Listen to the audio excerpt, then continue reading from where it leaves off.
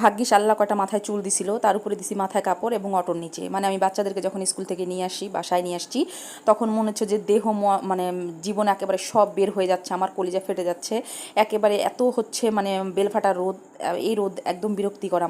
আমার রোদ একদম ভালো লাগে না। তার চেয়ে হচ্ছে শীত বেশি ভালো। 4-5টা কাপড় পরবো, কম্বল কাঁথা যা আছে বস্তা সব কিছু জড়াই নিব, নিয়ে শান্তিতে থাকবো। এই হলো অবস্থা। আসসালামু আলাইকুম। তো আমি বাসায় এসে যখন অশান্তি লাগতেছিল, খুব খারাপ লাগতেছিল, ভাবলাম যে কি আছে ফ্রিজে একটু দেখি। তো ফ্রিজে তখন দেখলাম যে একটু আধা আধা দই পড়ে আছে, এটাই আমার কাজ হবে, এটা দিয়ে হয়ে যাবে। তখন যতটুকু দই ছিল ততটুকু নিয়ে নিছি। এর মধ্যে আমার শ্বশুর এসে আবার বাটিতে করে দই খাওয়া শেষ। যাই হোক, শ্বশুর বলে কথা, কিছুই বলতে পারিনি। তো আমি ভাবলাম যে এতটুকুই আমার হয়ে যাবে। এতটুকুর মধ্যে আমি একেবারে একটা গোটা লেবু দিয়ে দিলাম। লেবুটার মধ্যে যা রস থাকবে গোটা লেবু সব দিয়ে দিবেন, কোনো লেবু রাখার দরকার নাই, লেবু দিয়ে দিলাম। তারপরে একেবারে আমি যে কচলাইছি, হাতের মধ্যে অনেক লেবুর রস লেগেছিলো, ওইটাই আবার পানি দিয়ে দিয়েছি। এখন এখানে দিয়ে দিব 1 টেবিল চামচ চিনি, চিনিটা লাগবে, চিনিটা দিয়ে দিয়েছি। তারপরে দিয়ে দিয়েছি আমি 1 চিমটি লবণ। এখন আমি একটু জাদু ফাদু করে এই যে দেখাচ্ছি, ব্লেন্ড করে নিয়ে আসছি। একেবারে আমার একদম সুন্দর ইয়া হয়ে গেছে। আপনারা চাইলে কিন্তু এটা টক দই করতে পারেন, টক দই দিয়েও করতে পারেন, মিষ্টি দই দিয়েও করতে পারেন। আমি মিষ্টি দই দিয়ে করেছি, এর আগেও করেছিলাম আমি টক দই দিয়ে, মাঠা বা ঘোল যাকে বলে।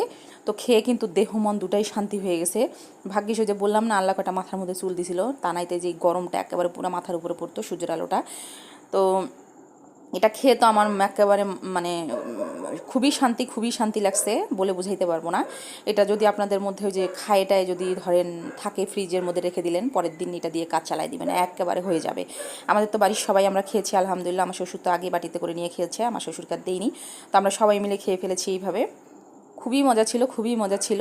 এখানে কিন্তু এক্সট্রা কোনো আইস কিউব বা হচ্ছে আমি ফ্রিজের এক্সট্রা কোনো পানি ইউজ করিনি। ওই যে সারা রাত ছিল ফ্রিজের মধ্যে দইটা, ওটাই আমার হচ্ছে ঠান্ডাটা কাজ করতেছে, যেহেতু আমাদের বাসায় একটু সমস্যা ঠান্ডায়, আমার যেহেতু একটু সমস্যা হয় গলায়, তো আমি আর ঠান্ডা এক্সট্রা কোনো ইউজ করিনি। এটা দিয়ে আমি খুব শান্তি পাইছি খেয়ে। তো আমি খেয়ে আপনাদেরকে দেখাচ্ছি, আপনারা এইভাবে খাবেন অবশ্যই। আমার খাওয়া দেখে তো লাভ নাই, তাই না? তো যাই হোক, আসসালামু আলাইকুম, আল্লাহ হাফেজ। কেমন লাগলো অবশ্যই জানাবেন।